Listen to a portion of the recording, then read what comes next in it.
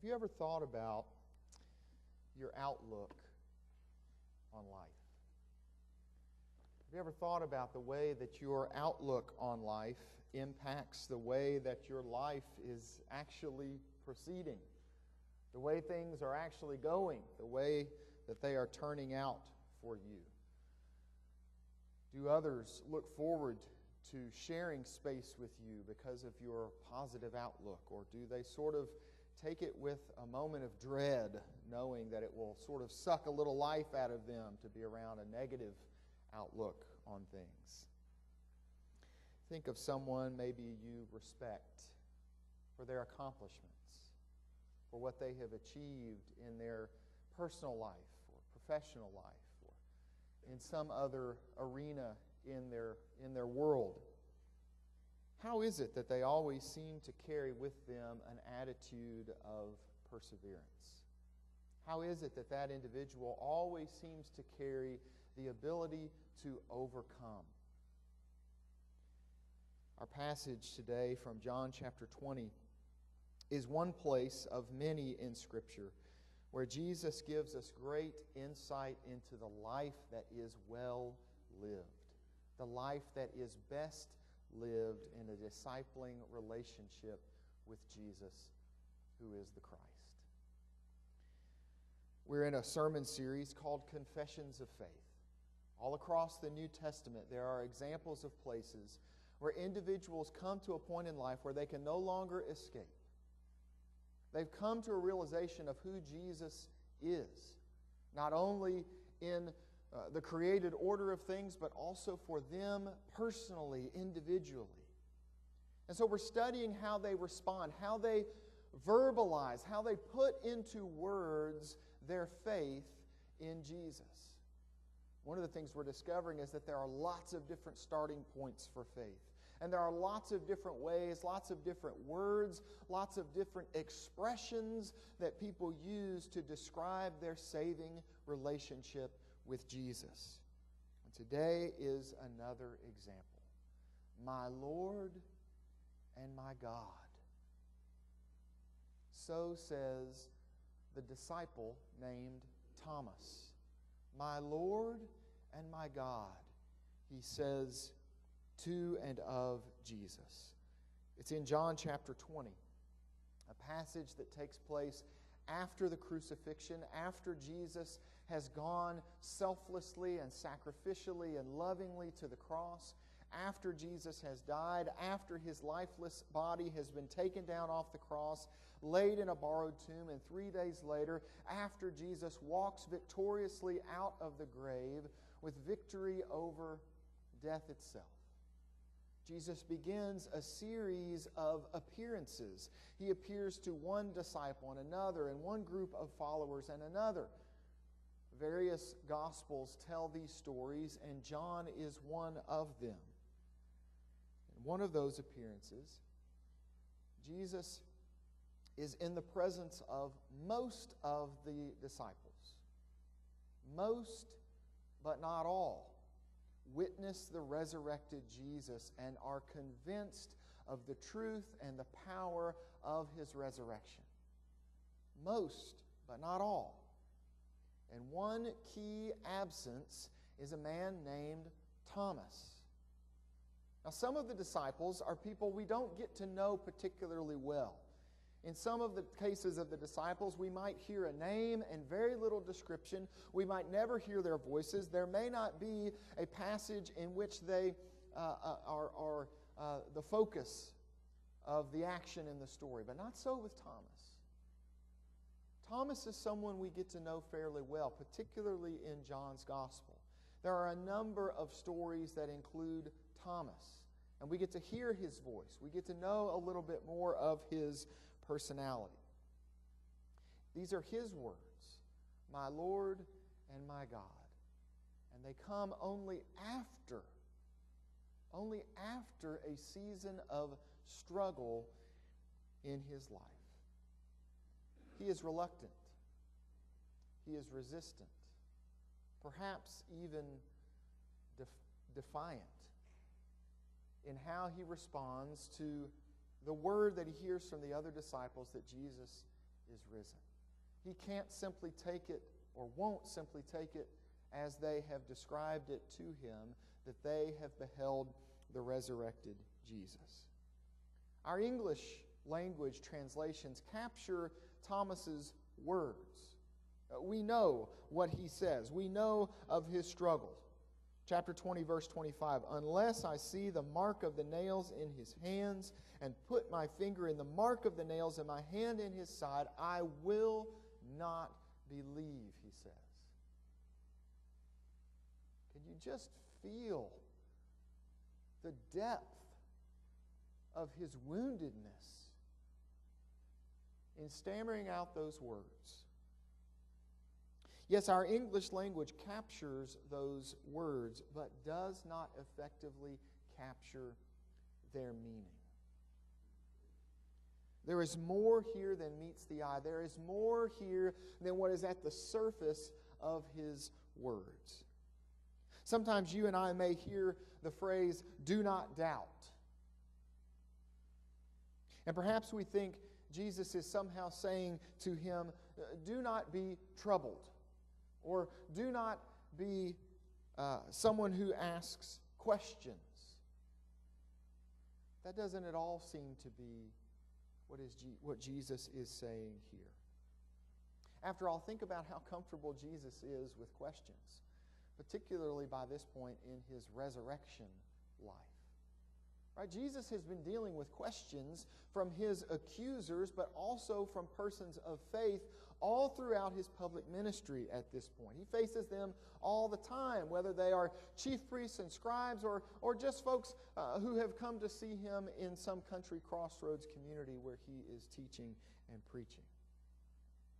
We also know that Jesus is comfortable with questions because he asks them all the time. He's constantly encouraging a further journey among his followers by asking questions. And just think of all the many ones that we're familiar with. Jesus asks things like, who do you say that I am? We studied that question just a few weeks ago. What are you looking for? He asks a number of times to people who he can sense are ready to enter into a discipling relationship. He says, what shall I say? Father, save me from this hour? He famously asks, do you want to leave too? And even in just a few verses after this, as we looked at a few weeks ago in the life of Simon Peter, Jesus even asks, do you love me? Do you love me? Do you love me? No, Jesus is not dismissing the importance of questions here. Jesus is not saying that wrestling or wrestling, for those of us from out yonder, the importance of such things in our spiritual journey. Jesus is, in fact, addressing something much deeper. Something that is happening at the very core of who Thomas is, at the very central place of his very being. Jesus speaks to that place as he is speaking in our story today. What is it that he's saying? Well, there's a couple of places where we find clues to exactly what it is Jesus is addressing, what it is that Jesus is getting at. There are some clues, for example, from the life of Thomas himself. As I mentioned a moment ago, we get to know him fairly well. We're introduced to Thomas and his spiritual journey way back in John's Gospel, in John chapter 11. And perhaps you recall the story. That is the famous passage that tells us of the death of Jesus' dear, dear friend Lazarus. And while sometimes when I read that passage, I focus in on Lazarus and the amazing story of Jesus calling out to him to come out of the grave, or I focus on the emotions that are on display for Mary and Martha, and yes, for Jesus himself. But Thomas features here too in the Lazarus story. Because in between those moments when we learn that Jesus is late to the death and the moment that we see Lazarus walk victoriously out of the grave, there is this decision that Jesus makes that it is time to go to Bethany, Some 2, 3, 4 days after Lazarus' death, Jesus decides to go to Bethany, and Thomas has something to say in response to this. Thomas says, in response to Jesus saying, "Let us go," he says, verse 16, "Let us go and let us die with him."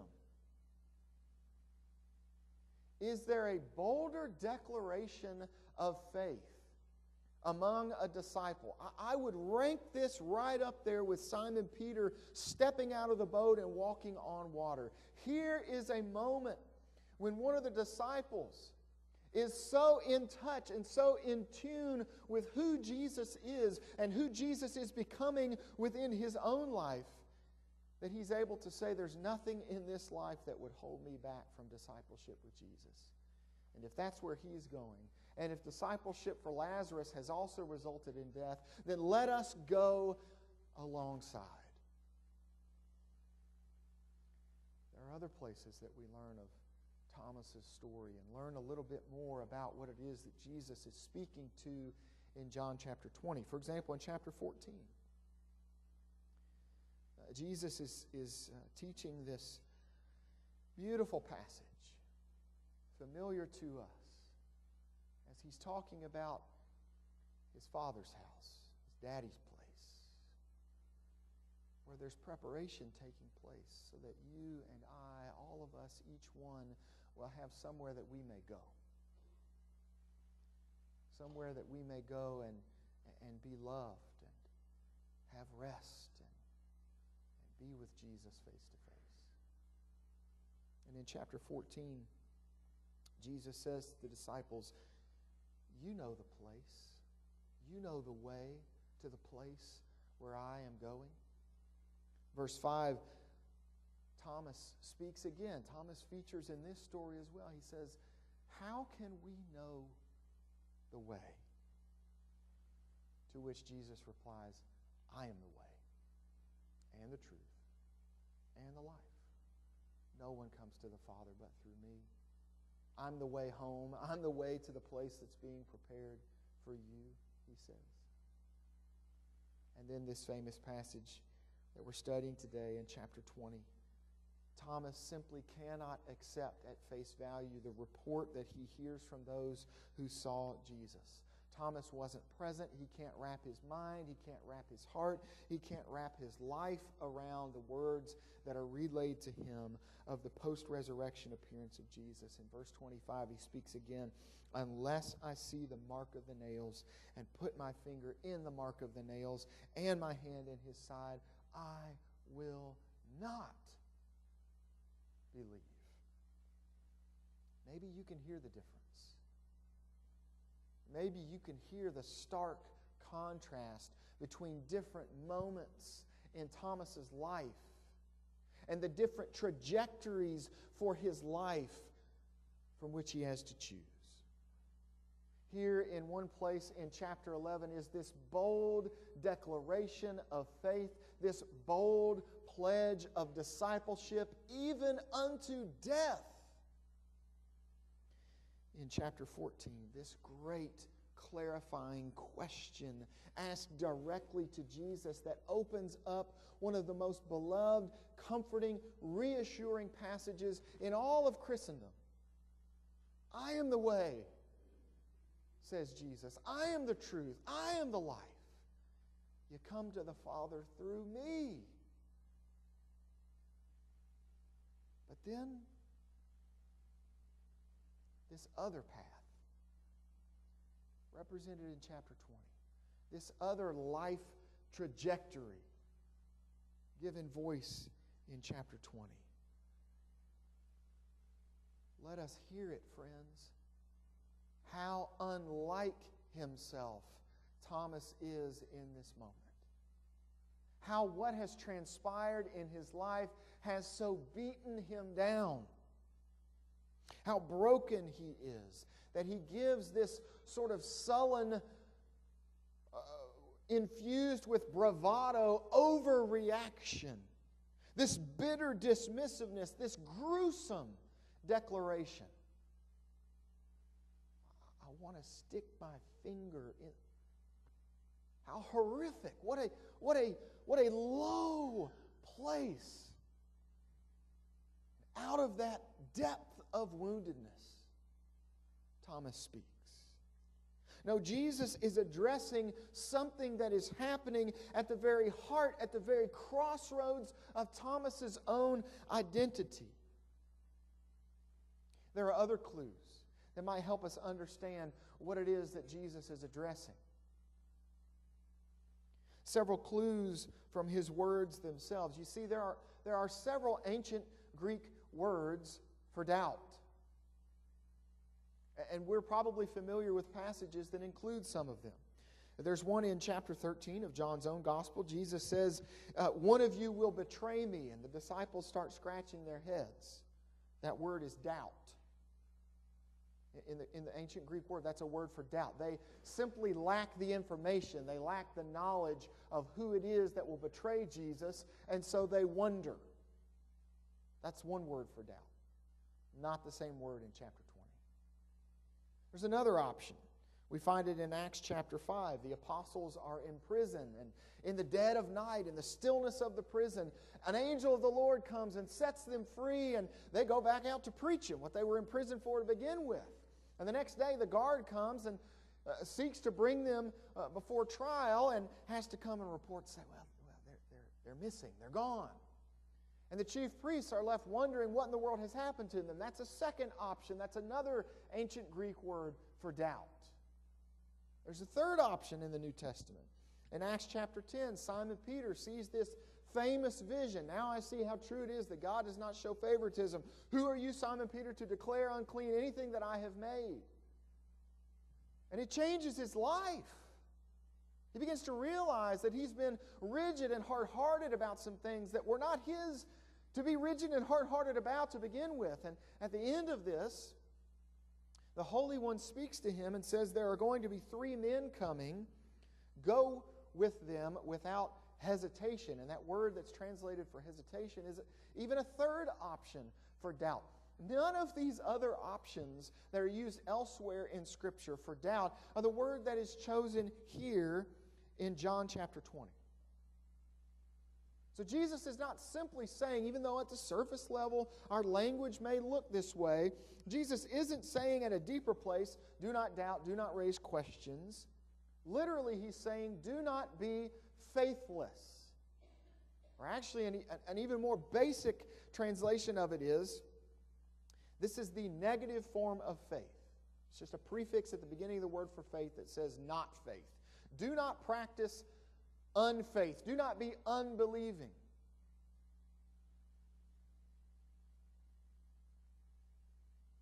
Do you know someone? Does that evoke the sound of someone's voice? Does that evoke the image of someone's face that is perpetually in a sneer? That is perpetually sullen? Someone who is deeply committed to a life of negative faith? I believe it when I see it. Someone for whom the outcome is always crystal clear because it's going to be rotten. It's not a glass half full, glass empty. That's not a glass to begin with. That sort of toxic, negative faith that would say to 10 people with whom he has shared life for the last 3 years, I don't believe your testimony. I don't care what you say you saw. I'm going to dismiss it in the most gruesome, hurtful way possible. This is not a comment about evidence or convincing someone beyond a shadow of a doubt. This is a diagnosis of Thomas's spirit and his outlook. It is a warning that says, Thomas, dear one, if you venture down that path that you're flirting with, that you're considering, it will lead to a ruinous life. It will lead you to a place of hurt, of self-fulfilling prophecy from which you may not ever return. Don't go there, Thomas. See, some of us need to be reminded, and this is probably what I will try to emphasize to our college students who will be here at 11 as we welcome them back. Some of us need to be reminded it is not the case that one failure means that all is lost. It is not the case that steep odds mean that there is no hope. It is not the case that just because something seems overwhelming today means that it is insurmountable down the road due to the faithfulness of our God. Let me give you an example. My little girl is just learning to read, and she loves it. She loves it. Just because she cannot work calculus today, right? Just because she cannot work calculus today doesn't mean she needs to live a life of despair and accept the lie that she is stupid. Right? Little by little, my little angel is making progress. I've already seen this, that the little bitty books that she used to bring home with the giant letters are getting a little bit thicker and a little bit larger. The print is getting a little bit smaller. There are more and more words on the page. We've gone from very common one-syllable words to 2 and even 3-syllable words, and she's getting there. But so many of us and so many of our peers live a faith journey that says, if I can't conceive of it today, then I will live a life of unknowing, or knowing that something negative, something failed, something sour is the predetermined outcome. I think this is why our nation, as one, or so it seems, is mourning today. I think this is why people from all stripes and all backgrounds, and yes, all parties, are giving tribute to John McCain today. Not because he was Senator John McCain, or not because of where he represented it, but because, and certainly not because of policy, but because of how he carried himself. But because of his willingness to fly back to Washington and show up because of something he believed in that was bigger than himself or his office or anyone else who shared a seat with him in the assembly hall there in the Capitol. I think people are giving tribute to Mr. McCain today because they see something about this in his life. That here is someone who said, it may be unpopular today to be decent to your fellow human beings, but that's who I'm going to be. It may be unpopular today to stand up for conviction and to try to hold the center, and we understand at GBC just how unpopular that position can be. But this is what I'm going to do because this is who I believe I am to be. Your stand for hope, your stand for goodness, your stand for kindness. To be loving, good, faithful, gentle, selfless, self-controlling. Despite all the odds, makes a difference. It makes a difference. In closing this morning, we're reminded that each of us faces Thomas's choice. Each of us, if we're honest with ourselves and with one another, has faced a moment of despair, or 2, or 10. Will we choose to live negative faithfulness, faithless lives of despair, or will we choose to live faith? My Lord, Thomas says, the one I serve, the one I follow. Because sometimes in my brokenness, sometimes in the low place, it is simply because of who you are, Jesus, and the life you lived, that I will follow accordingly. My God. Because Jesus of Nazareth, truly you are greater than simply some country preacher from some far-off place where I've seldom visited. You are God, God's self, the very Holy One incarnate. You are the Word made flesh. My Lord, my God, I follow, for who you are makes all the difference for me and for the outlook of faithfulness with which I will live my life. This morning, if for you, you recognize that you need to lay aside a life of negative faith, a life of toxic faith, of believing very deeply that things will be ruinous in the end, we want to give you an opportunity to respond. Perhaps laying all that aside means for the first time you are turning and looking upon Jesus himself. You're turning and looking upon him on the cross and looking upon his face as he walks out of the empty tomb, and you're realizing today that now is the moment truly in your life when faith begins. A faith towards something that is positive, towards something that is holy. If today you recognize that you need to give your life to Jesus and receive him as Savior and as Lord, then we want to give you an opportunity to respond. As we sing this next song, would you simply step forward from where you are and share that decision with us? Perhaps you recognize today that it's time to share Christian fellowship with these sisters and brothers. If you would like to enter more formally into the fellowship in the life of this church, it would be our great privilege to receive you. Others may be recognizing that there's something that needs to be marked within your spirits, within your relationships. It may be that right now the most important thing you could do would be to send a text message to someone today or write a little note that said, I've got to give up this negative faith in my life, and it's going to mean some changes. It's going to mean some transformation for me, for us. However it is that you're needing to respond to the work of the Holy One in your life today. We stand and we sing.